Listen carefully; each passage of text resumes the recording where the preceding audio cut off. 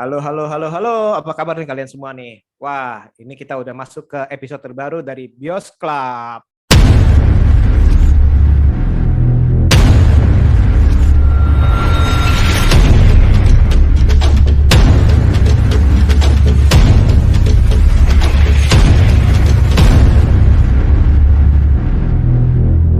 Gimana? Sekarang udah bersama saya, Mas Aska, Mbak Nili, dan Mbak Nuti. Apa kabar kalian semua? Baik. Halo. Kayak anak-anak. Apa kabar baik-baik? Baik. Oke. Seperti poster saya di belakang ini, kita akan membahas mungkin kita bilang ini installment ketiga dari filosofi dunia filosofi kopi.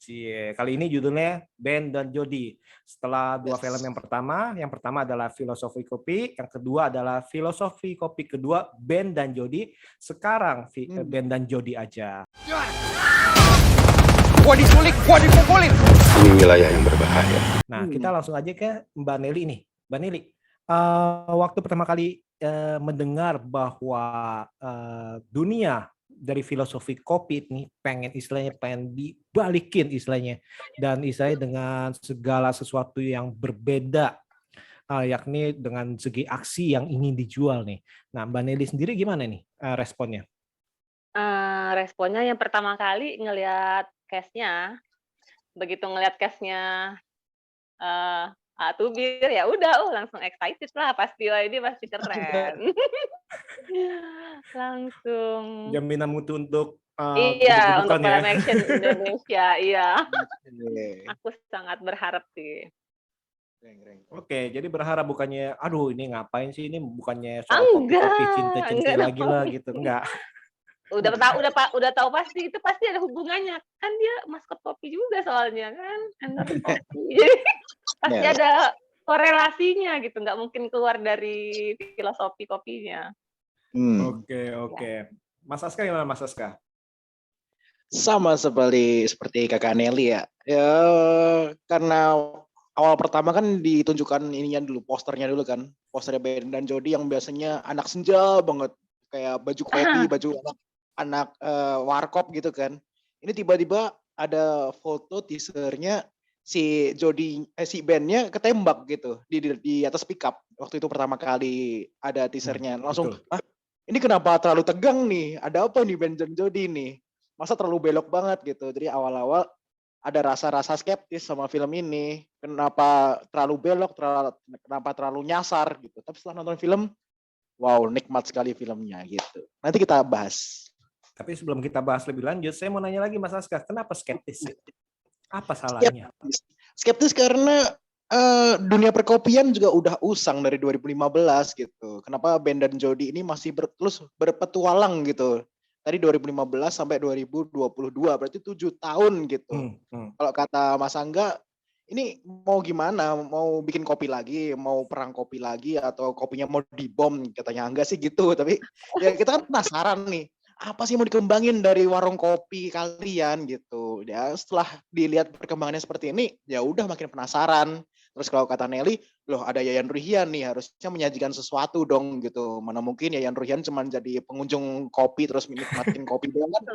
Aduh itu waste aktor gitu. Ya makanya wah ini menjanjikan harusnya. Atau kayak iklan yang nyaman dulu, gebrak meja, saya pesan yang paling enak, gebrak gitu ya. Iya. Iklan nyaman dulu kan ada tuh ya. Jadi baru gitu. Boleh. Oke, ini menarik. Walaupun dalam kenyataan itu sekarang kedai kopi juga masih banyak bermunculan nih dengan merek-merek baru ya. Jadi istilahnya kopi kayak nggak akan mati nih dalam arti dalam jangka waktu dekat nih, walaupun banyak saingan. Mbak Nuti gimana Mbak Nuti? Dikala mendengar nih Ben and Jody nih akan mengusung sesuatu yang berbeda daripada dua film sebelumnya. Aku sih kaget aja, soalnya kan tadinya drama, terus mau mengusung apa gitu. Terus pas lihat foto teasernya, ini kok aneh-aneh aja ya kayaknya. Mau dibawa kemana sih filosofi kopi ini? Aduh, ya aku sendiri bukan penggemar kopi, jadi nggak terlalu excited juga, tapi juga standar aja. Yang heboh itu justru pada saat poster yang Kang Yayan muncul. Nah itu baru tertarik. Hmm. Sebelumnya sih cuma, "Ini mau Yes. kemana sih?" Gitu. Aduh, kayak Hmm. ini dua orang benar-benar tergiur Benar, dengan benar. si itu Tubir, Tubir. Tubir. Kenapa manggil Mas? Nah dari kemarin juga saya manggilnya Mas terus nih, siapapun itu saya panggil Mas nih. Untung nggak ketemu Iya. Tubir ya, bisa bikin ribut lah ya. Semua orang yang manggil Mas. Oke. Nah kalau saya pribadi justru saya excited sih, dalam arti kenapa? Eh, saya justru akan bingung bila misalnya ini pengen dibuat lagi nih filosofi kopi dengan istilahnya dengan cinta-cintaan lagi dengan saya vibe yang sama nih. Saya justru agak mungkin agak skeptis bila itu akan dibuat seperti itu. Namun bila itu dibelokkan seperti aksi ini, justru ini saya akan berpikir, wah ini kegilaan apa nih akan istilahnya dimunculin nih, kok berani nih. Apalagi kan yang sebelum-sebelumnya itu kita di dua film sebelumnya memang sudah istilahnya sudah digembar-gemborkan itu yang mengenai perbuatan lahan segala macam itu di dua film ini tetap ada nih, dalam arti tetap ada permasalahan itu. Jadi saya pikir ini masih tetap setia nih di film ini dan ternyata ya benar. Nah oke. Tadi itu dari ekspektasi. Nah Mbak Nini setelah menonton film ini gimana nih? Kalau dari actionnya sih ikut seneng sih, menikmatin actionnya, jokes-nya juga menikmatin. Cuma memang porsi tentang filosofi kopinya sendiri memang agak kurang kan. Apalagi di sini kan banyak bintang-bintang yang baru, karakter baru yang malah kelihatannya lebih menonjol gitu kan dari pemainnya sendiri. Tapi ya nggak ada masalah sih, karena di 1 sama 2 kan kita juga udah puas tuh ngelihat chemistry mereka berdua gitu kan. Yang nggak ada salahnya sih. Jadi lebih berwarna sih yang sekarang sih, jadi lebih berwarna gitu. Nah Jadi nggak ini dia monoton. nih, tadi ngomongin soal filosofi, saya berpikir misalnya awalnya itu pas waktu si Tubir dibikinin kopi, si Ben Nah, akan ngomong, iya itu aku ini juga filosofinya gue nungguin, ini filosofinya kasih apa nih kertas bikin gitu. Kasih kertas gitu ya, nulis gitu. Aduh. tulis nih nih atau ini filosofinya adalah geprek-geprek apa gini selama kita dalam susah misalnya gitulah, gue pikir gitu ternyata Iya. nggak ada. Sayang. Aduh. Oke. Mas Aska gimana Mas Aska? Jangan freeze. Ya hilang dia. Lagi bikin kopi kayaknya. Biar bisa ini ngasih filosofi. Aduh, kalau gitu kita akan Mbak Nuti dulu. Mbak Nuti gimana Mbak Nuti pas nonton film ini? Nah, berlanjut dari ngelihat posternya Kang Yayan, aku nungguin tuh lebih-lebih berikutnya ada trailer adegan seru, aksi-aksi kayak gitu. Dan pada saat nonton ya emang sih terhibur banget sama adegan aksi yang luar biasa itu. Lebih-lebih, pengambilannya tuh aneh-aneh gitu yang baru kali ini ya bisa aku bilang, muncullah di film Indonesia. Menarik banget, belum lagi dengar, apa ya, yang tersebar di sosial media bahwa Angga melakukan sendiri kegiatan, penyuntingan dan bahkan dia sendiri juga kadang-kadang yang jadi, stuntman-nya. Waduh, jadi, wah ini film aksi keren deh, gitu. Oke, tapi overall nikmatin Mbak Nuti. Berarti dari ceritanya segala macam sebelum AA Tubir muncul. Sebelum A.A. Tubir muncul ya, aku merasa itu agak, banyak muatan pesannya. Seperti sekarang itu kayaknya kan lagi tren masalah pertanahan, ada beberapa kali, diungkit dalam beberapa film Indonesia, kemudian, kondisi sosial lainnya lah. Nah, ini ternyata dimunculkan lagi. Jadi apakah ini merupakan suatu tren baru di film Indonesia? Nah itu, jeng jeng. Ok- Oke, jadi istilahnya menjadikan media film itu memang seperti dalam arti emang dari dulu kan media film dijadikan media untuk memberikan pesan ya, tapi biasanya itu dengan simbol-simbol atau dengan istilahnya secara halus. Tapi sekarang ini kayaknya banyak yang udah mulai berani vokal kali gitu Mbak Tuti ya. Lebih spesifik dan detail dibuat dalam Hmm. film dan itu dibuatnya dalam bentuk bukan dokumenter yang biasanya cenderung membosankan, tapi dibuat dalam film aksi, film drama yang menyentuh perasaan penonton. Jadi membuat orang tuh makin tertarik untuk menonton dan tentunya pesan sosial itu masuk ke dalam pikiran mereka secara perlahan. Menarik juga sih strateginya. Oke. Nah, Mas Aska gimana Mas Aska? Sepakat. Jadi film Indonesia kan belakangan ini juga kayak ngasih sesuatu, harus menyuarakan sesuatu gitu. Meskipun nggak ada kewajiban, tapi mereka tuh ada keresahan tersendiri, pengen gatel nih diomongin. Kalau cuman dar-dedor, fafifu, wawes-wawes kan kelihatannya kurang gitu. Jadi mereka harus ada satu pesan tertentu. Terus si Angga juga kayaknya ada keresahan emosional batin sama mendiang Glenn Fredly. Terus ada persohiban si Rio Dewanto, Chico Jericho sama Angga Sasongko kan mereka udah sohib banget gitu. Kayaknya mereka punya satu visi yang sama nih untuk membuat band Jodi lebih berpengaruh, lebih dari sekedar kafe-kafe kopi. Kalau kafe kopi kan mereka ngerasa oh kedai kopi di Indonesia ini udah banyak yang menjamur gitu. Kayaknya mereka cukup lah untuk menyuarakan kopi-kopian lagi atau resep kopi baru lagi gitu. Apa mungkin mau kopi luwak dari tanah Wanareja kan nggak mungkin kan. Jadi mereka membuat, oh kita buat yang aksi deh gitu. Sekaligus mungkin Angga Sasongko kayak bikin sesuatu kayak misi balas dendamnya dia dari film Wiro Sableng yang mungkin dibilang kita ngerasa kurang terpuaskan dengan aksi. Dia punya keresahan sendiri, kayaknya dia lebih idealis nih punya rumah PH sendiri, dibuatlah di Band dan Jodi gitu dengan anak-anaknya mereka juga kan si Rio sama Chico. Ya terjadilah ke sebuah proyek yang kurasa sih jujur, terus punya suara sesuatu yang penting tentang agraria yang disampaikan sama Kak Nuti tadi, terus bumbu aksinya juga nggak setengah-setengah, itu yang menurutku bikin film ini naik kelas gitu, levelnya udah di atas rata-rata menurutku, jadi nggak setengah-setengah untuk mengeksekusi segala sesuatu aksinya gitu. That's it. Oke, kalau gitu Mas Aska, sisi kuat dari film ini apa nih menurut Mas Aska nih?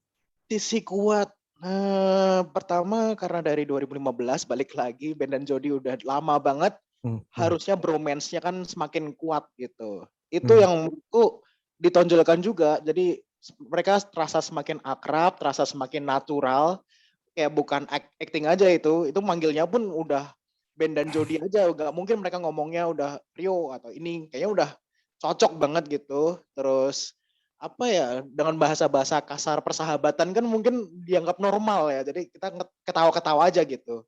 Beberapa film ngerasa ketika bromance atau apa tuh panggil nama istilah lain, rasanya kayaknya baru kenal kenapa so akrab sih. Nah, kalau mereka ngomong sorry kayak nyet itu kayaknya ya udah itu bahasa mereka manggil aja gitu. Itu yang ngerasa nyaman aja di kuping dan kita ngeliatnya kelihatannya asik juga ya persahabatan mereka dan diuji dengan aksinya ditambah Yayan Ruhian dan karakter-karakter lain yang masuk di sini tuh sedikit mewarnai trilogi gitulah Band dan Jodi ini.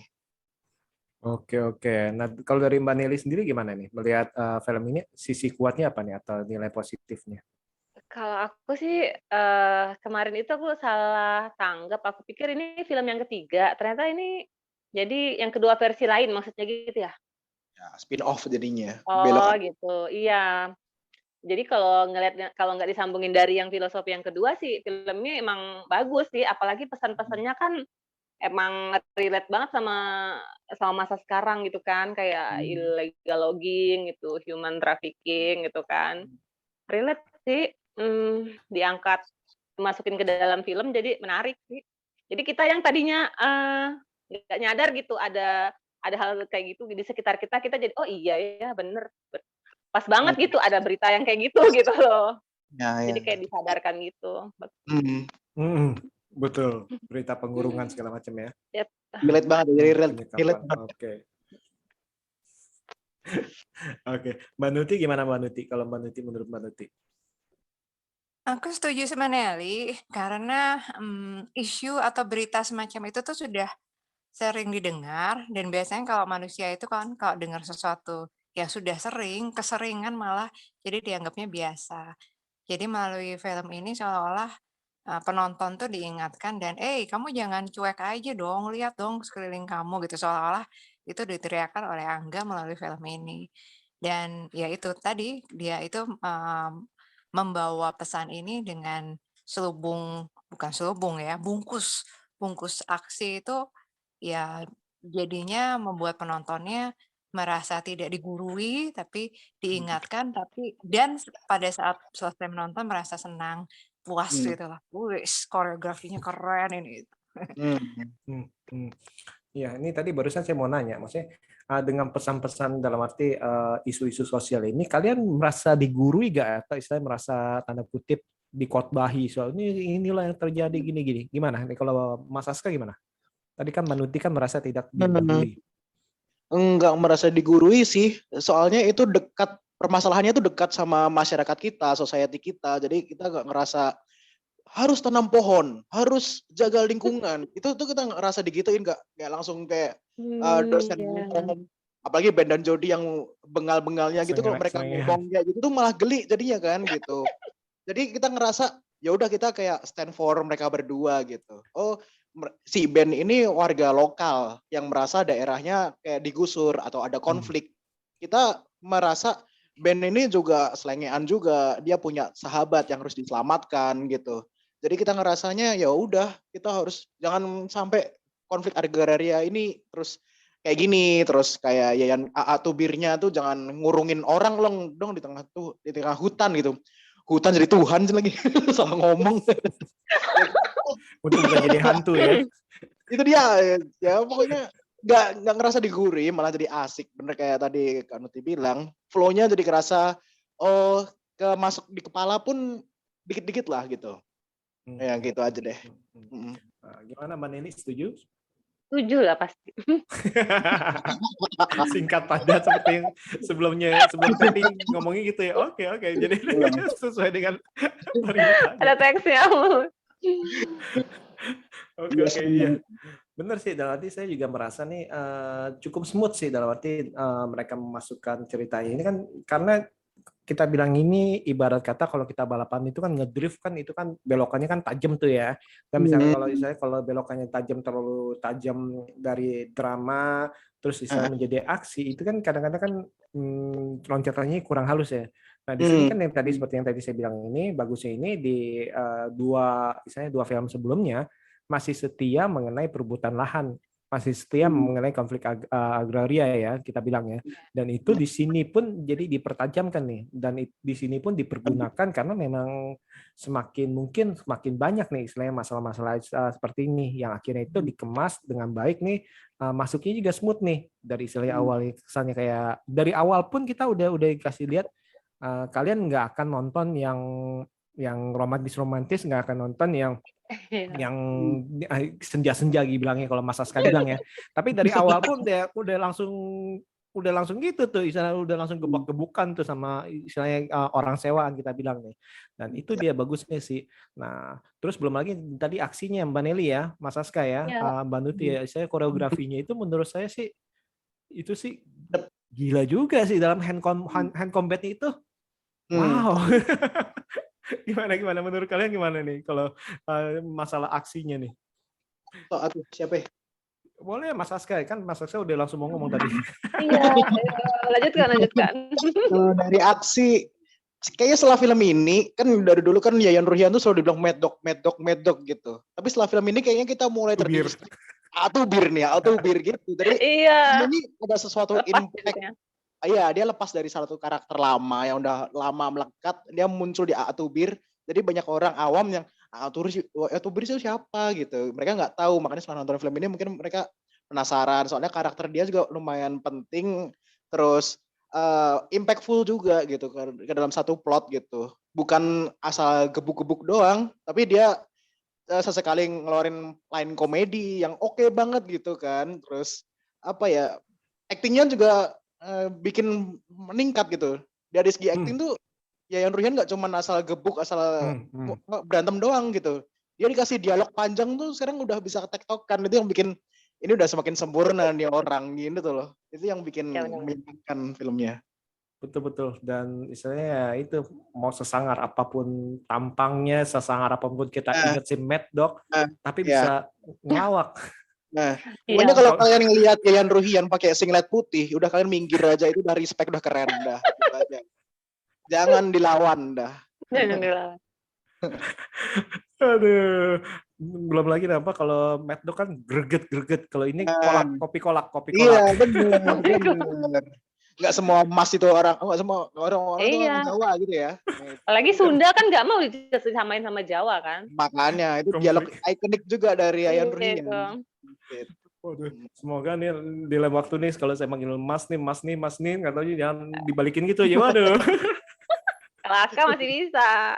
kalau Mas Aska masih bisa, dia kan Padahal nggak mau dibalik Iya kan? bilang mas juga sih. Ya terlanjut iya, dah. maunya adik ya, dik, Adek, maunya Oke, adek. geli Bos juga. Oke, gimana Mbak Nili nih? Soalnya Mbak Nili kan juga kesengsemnya sama si AA Tubir nih dari posternya. Iya itu aku sepanjang film itu dari awal itu aku tuh nungguin kapan ini keluarnya itu tubirnya gitu.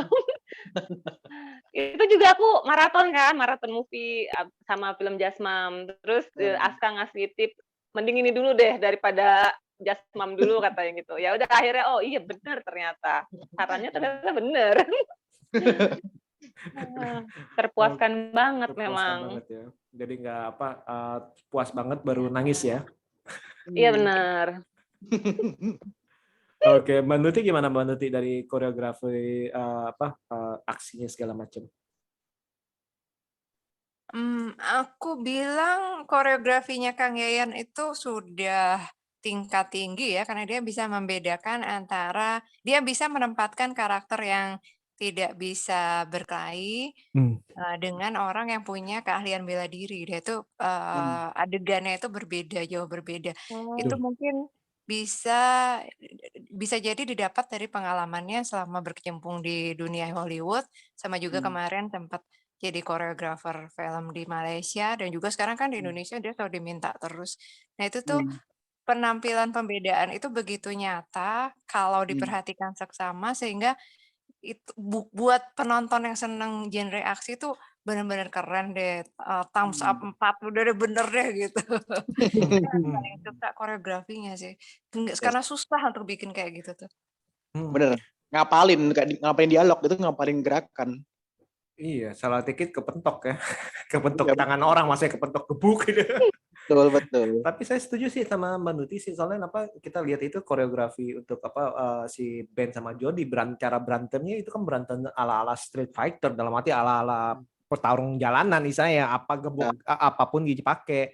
Dan Berbeda dengan modnya buat ini defensif kan. Jadi bukan yang dia tiba-tiba pasang kuda-kuda kayak Iko Uwais, tapi dia udah pakai alat seadanya atau pukulannya juga enggak yang proper gitu loh. Jadi kelihatan oh ini orang baru belajar silat atau orang baru bertahan hidup melawan Tubir yang memang ngeri gitu ibaratnya. Soalnya ini keren juga sih, yang apalagi si Altubir lawan si Rinjani, Tambora kan itu kan ganti-gantian tuh istilahnya. Wah itu sih, wah itu gila sih menurut gue sih, keren sih itu sih, keren-keren. Nah tadi kita udah ngomongin soal soal kelebihan-kelebihan baik itu dari aksi ataupun misalnya komedi-komedinya ya. Komedinya juga punchline-nya juga cukup oke sih, dalam arti ya dari Rambo lah, Chuck Norris lah, dari Godam lah, atau dari yang lain lah, kita ngomongin Kopi Kolak lah. Ya kopi kolak itu benar-benar sih. Kopi kolak tuh bagus tuh. Itu benar-benar sih itu. Aduh. Nah, sekarang ini kita ngomongin mengenai istilahnya apakah ada kekurangan nggak di dalam film ini yang kalian rasakan? Kalau dari Mbak Nelly? Kalau aku ya yang pasti kalau kurang ya pasti si aja kurang lah ya. Tahu sendiri lah tembakan-tembakan kayak gimana sih gitu kan. Ya tapi ya masih bisa dinikmatin lah gitu. Untuk film Indonesia. Dan semuanya itu semua kekurangan itu tertutup sih sama aksinya AA Tubir. Oh, bukan sama ototnya si Ben ketutupnya. Salvo Ah, lagi ngangkat kayu gitu kan, yang ala-ala komando si Arnold itu, kayu. iya ya. Aku salutnya itu sama Yayan itu. Nah, Jadi biasanya kan kita kalau ada film yang orangnya hebat gitu, misalnya kayak Sangar gitu, tapi ternyata dia kayak bodoh gitu, maaf ya ngomong. Tapi di sini kan enggak, kalau si Atubir ini enggak kan, enggak terlihat kayak bos yang bodoh gitu. Ya sesuai dengan karakternya di sana gitu. Enggak gampang hmm, ditipu, enggak gampang dibodohi sama si Ben and Jody ini kan. Enggak segampang hmm, itu maksudnya gitu. Ya seneng aja di situ. Biasanya kan kalau kita suka ngeliat di mana ya, komik 8 atau apa gitu tuh. Kayak film hmm. komedi yang antagonis apa, yang penjahatnya ini kayak ternyata bodoh gitu. Di sini kan enggak gitu. Iya, iya, iya. Kelihatan, wibawanya kelihatan gitu sebagai penjahat. Sebagai apa, bos level ya, level Ya bos. benar. Nah, Mas Aska gimana Mas Aska? Karena judulnya ini kan Ben dan Jody gitu. Tapi spotlight utamanya atau spotlight segala subplot-subplotnya kayaknya terlalu banyak, dan karakter yang dikenalkan itu dari awal itu udah sebenarnya terlalu banyak gitu menurutku. Jadi warga Wanarjanya itu untuk karakter pembantunya yang membantu Ben dan Jody untuk survive itu tiba-tiba ada 4. 4 langsung dalam satu film tuh kayaknya terlalu banyak. Ditambah gengnya Yayan Ruhian itu anak buahnya kroco-kroconya juga ada 4 kalau nggak salah, 4 atau 3 gitu. Jadi kita harus mengenal satu persatu dari awal itu kayaknya satu film kayaknya kurang efektif gitu. Kayaknya terlalu banyak, Ben dan Jodinya spotlightnya ketutupan gitu. Terus yang mencuri perhatian juga toh pertarungan antara Bora Jani lawan Yayan Ruhian gitu. Mereka berdua mungkin dekatnya di bromance. Tapi ketika mereka melakukan aksi atau apa itu kayak kurang aja gitu. Jadi kesannya terlalu banyak karakter yang dikenalkan aja itu. Kita kaget. Oke. Iya tadi itu lupa bilang tuh itu pembangunan dari setting kampungnya keren juga ya. Yes, buat semua itu total gitu. Itu bingung tuh berapa lama tuh ya buat. Ya itu dia. Kalau nggak salah 21 hari apa berapa hari deh itu mereka syuting di sana, karantina nggak balik-balik, bikin. Dan kalau mau spoiler ada di trailer juga sih. Itu kan desanya juga dihancurkan kan. Jadi mereka bangun sendiri, buang sendiri, dibakar sendiri gitu. Totalitas memang. Jadi Iya ya benar-benar benar. ya. Oke. Kalau Mbak Nuti gimana Mbak Nuti? Apakah ada kekurangan yang dirasakan nggak di film ini? Aku sama kayak Aska, merasa terlalu banyak karakter baru yang dikenalkan dan sepintas-pintas. Jadi ya kalau cuma sambil lalu aja dengan tetap menonjolkan Ben Jody ya tentunya nggak masalah. Cuma jadinya bikin penasaran kan nih sebenarnya kenapa sih kemudian kampung itu kok kayaknya aneh banget tiba-tiba muncul gitu. Eh, harusnya kan susah ditemukan tapi terus tempat persembunyian, tempat orang-orang itu dikurung juga harusnya kan sulit ditemukan, tapi kok kayaknya muter-muter, Gampang. simpel banget gitu. Jadi agak sesuatu yang kurang bisa diterima, tapi ya bisa juga diterima gitu ya. Iya. Agak aneh, agak mengganjal gitu lah kalau aku bilang. Tapi Iya. secara keseluruhan sih udah lumayan sih. Cuma itu aja sih kekurangannya. Mungkin kalau ada apa ya, narasi sedikit itu yang menjelaskan bagaimana kenapa itu tersembunyi, dikatakan tersembunyi dan seterusnya mungkin itu lebih bisa diterima oleh orang-orang yang kadang-kadang suka mempertanyakan detail-detail komplit kayak gitu. Kalau yang lainnya, aku bilang kampung tetap bagus, walaupun kalau mungkin ada yang oh ya ada yang menjanggal sedikit. Kemarin ada, salah satu teman bilang, itu tuh benernya di kampung terpencil atau gimana, tapi kok ada sesuatu saya nggak ngelihat sih, ada suatu peralatan yang agak modern di situ. Nah itu, bener nggak? Itu coba kayaknya harus dilihat lagi. Saya sendiri belum sempat lihat, cuma mendengar Iya. mendengar Kayak missing komentar itu details saya jadi gitu ya. penasaran. Heeh, iya. Ya. Perabotan maksudnya ada perabotan yang Ada peradaban lah ibaratnya. peradaban. Oke. Ada teknologi lebih maju gitu mungkin. Oh. Kayak sih mungkin mereka itu bukan desa tertinggal ya, tapi mereka itu cuman Kayak tersembunyi kali ya, istilahnya dalam mengungkapkan diri juga ya bisa ya. istilahnya seperti itu sih. Soalnya kan yang mereka kan bilang bahwa kampung mereka akan digusur juga kan, mau diusir juga ya kalau nggak salah ya, kalau saya nggak salah tangkap ya. Seperti Iya, itu iya, sih. ada kayaknya. Iya, iya. Ya, Nah, kalau desa tersembunyi, kenapa sulit sekali ibaratnya menemukan tempat persembunyian yang juga tersembunyi itu. Jadi itu agak aneh gitu di situ. Tapi itu aja sih. Nah, yang saya setuju sih di kala Ben dan Jody itu bisa mengantarkan mereka ke si A atau Bir. Kenapa? Karena mereka kan pas melarikan diri kan mereka kan udah nggak ngeliatin peta, mereka kan asal misalnya asal nunduk, asal menyelamatkan diri dari tembakan. Mereka kan nggak asal aja nih dari arah mana ya. Itu sih emang itu sebenarnya itu satu kita bilang satu kekurangan, tapi karena ini film aksi kayaknya ya terima-terima aja lah kita bilang nih. Nah kalau itu bagi saya sih bukan kekurangan, walaupun itu menurut saya itu ya itu nggak masuk akal. Yang menurut saya itu agak kurang itu adalah pace dari drama itu agak panjang. Kadang-kadang itu misalnya pace, misalnya dia itu pas waktu terluka lah, atau pas dia ketakutan, atau pas misalnya drama itu jadi istilahnya naik turunnya ya kendor, benar. Nah kalau justru saya sempat ngomong ini harusnya ini kalau mungkin kalau durasinya agak dipendekin dikit tuh, itu dibuang-buangin dikit tuh, istilahnya nggak usah terlalu panjang lah, yang drama-dramanya dikit itu mungkin lebih perfect sih kalau menurut saya sih, seperti itu sih. Nah, kalau mengenai banyaknya tokoh dalam arti si Rinjani, si Musang, si Jago, si Tambora itu mungkin dipersiapkan, atau istilahnya kalau suatu saat pengen diangkat, dalam arti ibarat kata kayak film Black Widow. Dalam Black Widow namanya Black Widow, kita mikirnya si Natasha. Nah, ini Ben Jody kita mikirnya Ben Jody doang. Ternyata itu di Black Widow itu banyak karakter-karakter lain yang dipersiapkan suatu saat akan muncul. Nah, ini menurut saya sih seperti itu sih, Mas Haska, Mbak Nuti sih. Setuju nggak? Sudah diduga, sudah tercium bau. Sudah terbaca ya. Pertanyaannya gini, kalian sudah terbaca. Menurut kalian kalau dibuat setuju nggak? Setuju tidak setuju, tapi udah ada aroma-aroma kalau Ben dan Jody B dan J. Jadi kita anggap mikirnya pasti udah ada Bora dan Jani, B dan J juga yang akan bikin spin-off-nya gitu. Pengen membahas tentang si Wanarjanya ini gitu.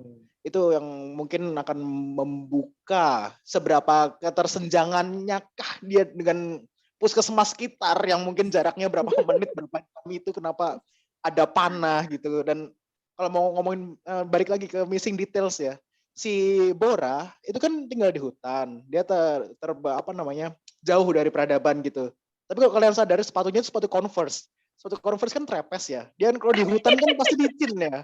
Itu kalian mikir si Bora kelakuannya main hutan tapi pakai sepatu Converse kan licin ya. Ini nggak pakai sponsor tapi kesannya kok ini nggak nyaman, ini sepatu gunung kayak atau apa gitu. Kalau sendal Wiro Sableng kan mungkin makin kayak Wiro Sableng gitu ya. masih nyambung ya. Sepatu cats lah ibaratnya gitu. Kenapa sepatu yang trepes gitulah. Jadi hal-hal kecil dan tentang peradaban yang dia bilang Kak Nuti tadi itu. Ini nggak make sense gitu. Ke kanan ada kota, ke kiri ke desa. Tapi jaraknya ini berapa malam untuk mengakses ketersesatannya Ben dan Jody itu. Kita ada missing di situ. Semoga di Bora dan Jadi dijelaskan, oh kita ini nggak dapat BPJS atau nggak dapat listrik ya, nanti isu-isu lain silahkan dibahas dah. Atau desanya ternyata itu desa kayak The Village ya. Iya, itu dia. Menutup diri. Masih pada pakai panah tuh ngapain? Emang kalian nggak punya WA, nggak punya HP untuk beli galon di kota gitu loh? Sinyalnya belum dapat kali Mas di situ. Ya itu. Harus pakai telepon satelit Mas. Ya.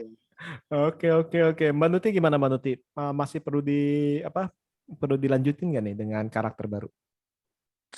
Menurutku tergantung genrenya dulu. Kalau aksi saya setuju, kalau drama jangan dulu deh. Oke, aksi aja ya, biar kita mau tahu nih Mas Angga nih ngutak-atik aksinya kemana lagi nih ya. Segila, maksudnya dalam arti kita bilang sebadass apa nih istilahnya. Nah, betul. Seperti itu. Nah, Mbak Nelly gimana Mbak Nelly? Tadi setuju aja, setuju apa nih? Ya kan karena kita kan dikenalinnya sama 3 sosok tadi itu kan pas ngelihat mereka lagi beraksi gitu kan, action. Jadi ya kalau emang mau diangkat jadi film lagi, ya harus nonjolin action-nya lah, nggak mungkin jangan dramanya. Nanti justru kita penasaran sama aksinya, bukan sama drama keluarga mereka yang pada hilang gitu. Dan A.A. Tubir juga nggak diperlihatkan mati loh. Jadi mungkin Iya. ada harapan kan A.A. Tubir bakalan ngelawan. Bisa juga ya. Membalas dendam kakaknya ya, atau siapanya lah Isa ya, Kan, segala gitu. macam lah. Jadi harapannya Nelly mungkin bakalan A.A. Tubir Muncul lagi ya. Iya, pakai kaki palsu gitu kan udah. Terus Ngeri. minumnya minum kolak ya, bukan minum kopi lagi. Iya. Tapi kalau mau dibikin ini sih kayaknya emang udah kelihatan sih. Kan kemarin juga sempat mampir ke Cilegon kan, yang anak-anaknya pahami. Cuman aku nggak sempat ngelihat soalnya jam kerja. Dari situ aja kan udah. dari situ aja udah kelihatan kan bakalan di up gitu. Oke nih seru banget nih. Tapi kalau kemarin Atubir yang ke Cilegon aku kejar pasti. Jangan meninggal. Yang mana? Cari alasan itu. Dia kan masih ada harapan. Nanti Asyapmen datang kok. Oh gitu ya. Waduh, tetap kejar ya, harus semangat nih. Iya. Kejar Tubir. Oke. Ini thank you banget nih untuk Mbak Nelly, Mas Aska, Mbak Nuti nih untuk ngobrol-ngobrol mengenai film Ben and Jody yang mana ini bisa dibilang ini berhasil menurut saya. Ini istilahnya belokannya cukup halus, cukup smooth dan cukup berhasil seperti itu. Jadi untuk para sahabat nih jangan lupa nonton Ben and Jody ini karena aksinya benar-benar wah gila deh, pokoknya benar-benar gila deh. Ini benar-benar ya bukan kaleng-kaleng lah, bukan main-main lah istilahnya ini koreografinya nih. Eksploratif. Oke, sekali lagi untuk kalian nih, terima kasih nih untuk para sobat nih karena sudah bergabung dengan kami dan semoga kita akan bertemu di episode-episode selanjutnya tentunya dengan tema berbeda. Sekali lagi terima kasih dan see you. Thank you. Bye.